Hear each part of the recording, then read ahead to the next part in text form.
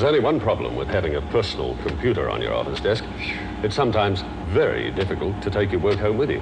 So if you've ever wished that you could afford a famous brand personal computer at home that matches the one on your desk, this is your chance. What's the deal, John? This is the Commodore PC 5. It's IBM compatible, naturally, so it runs the same programs you use at the office. What is the deal? It's powerful enough to run even the largest programs. And like all PCs in the Commodore range, it's expandable. What is the deal? Here's the deal.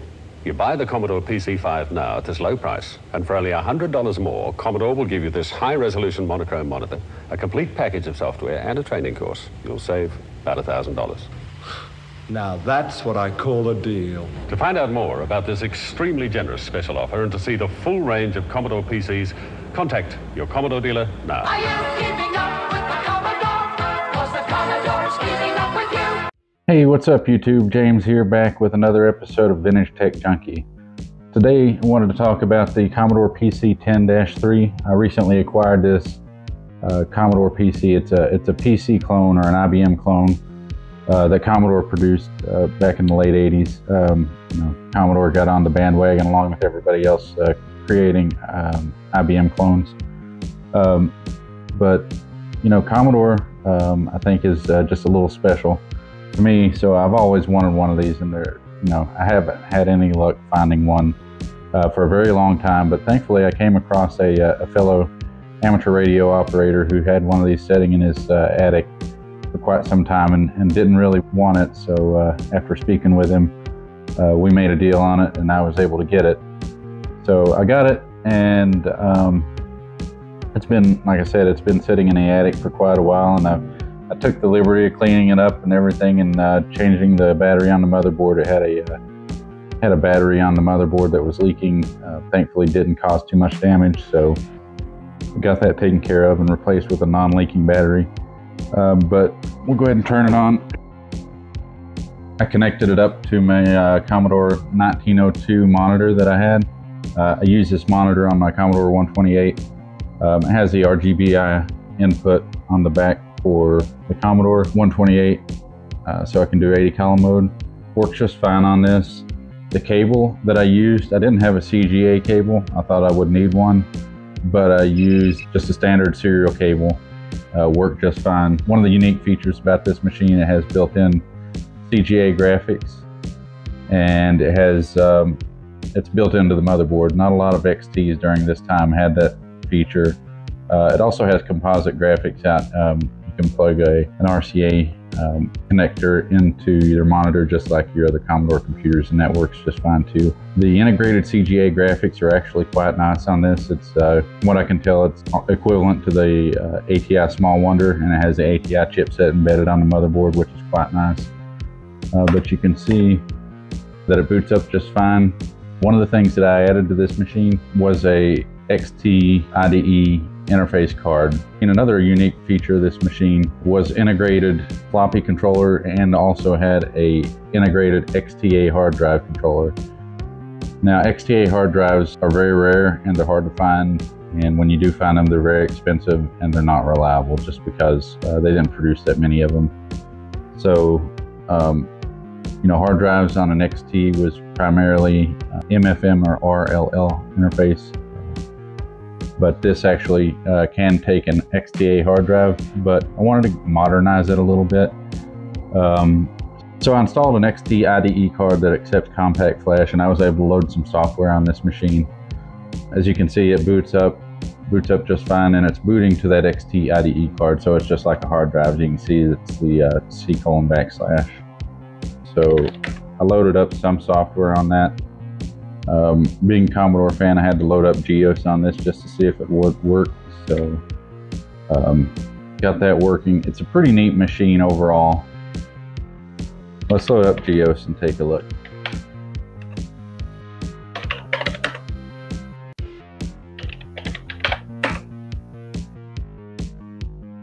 So I've loaded up GEOS Ensemble 2.0, which was one of the early graphical user interfaces. GEOS, if you recall, for the Commodore 64 and 128 was a very popular graphical user interface. GeoWorks actually made a DOS version too, which is actually pretty neat. For a lot of machines where Windows 3.1 wouldn't load, for example, this XT, Geos works really well. One of the things I forgot to mention that's pretty neat about this Commodore PC, there's 3 speeds that you can run. Standard is the standard 4.7 megahertz, a turbo mode, and a double speed. So, and you can access those by keyboard shortcuts or through DOS, but I'm not running the Commodore version of DOS right now, so I don't even think I have that command, but I can do a Control-Alt-D, and it will double my processor speed to something like 10 megahertz. And another unique feature about this Commodore, it had a built-in bus mouse interface that accepts the Amiga mouse. So it would use a standard Commodore Amiga mouse. The mouse I'm using is not a Commodore Amiga mouse that came with the machine. It's some generic bus mouse, I think, but it seems to work fine. And it's loading up the Windows Manager now. Pretty cool.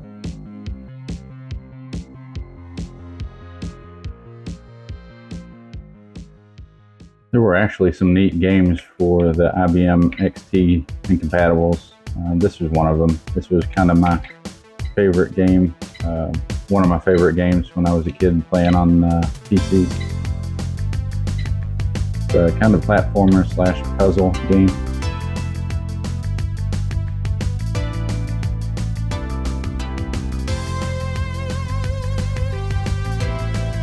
The one interesting thing to note about this computer is that it doesn't have a built-in speaker. It does have a built-in speaker. It doesn't have a case-mounted speaker. So basically, it's just got a buzzer on the motherboard. But it still does a pretty decent job with sound.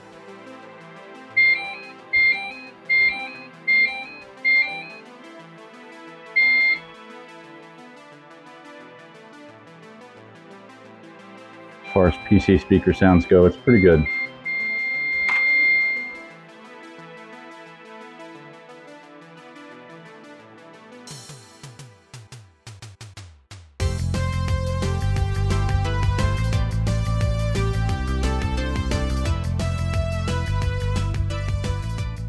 So another cool thing about this computer when I got it, it came with the original books that came with the machine, which was really awesome. Came with a Commodore PC GW Basic Interpreter User's Guide. It also came with GW Basic, the original Commodore disk, which was pretty neat. Diskette warranty information, I don't think they'll honor that anymore, but still cool to have. The Commodore PC Operations Guide, looks like it's been tabbed by, 10 definitions for serial port. Makes sense, the guy I got this from was also a ham, so I'm sure he was using that serial port to connect the packet radio interfaces and such. Got a Commodore PC MS-DOS 3.2 User's Guide. It also came with the DOS 3.2 with color. So that's pretty cool. But yeah, that's it. It's a pretty interesting machine. Like I say, it's an IBM clone. But it's a Commodore IBM clone, so that's pretty cool.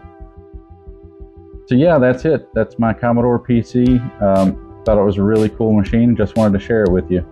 I hope you enjoyed the video. I sure enjoyed making it. And if you liked the video, please click the like button and subscribe to my channel. Thanks so much.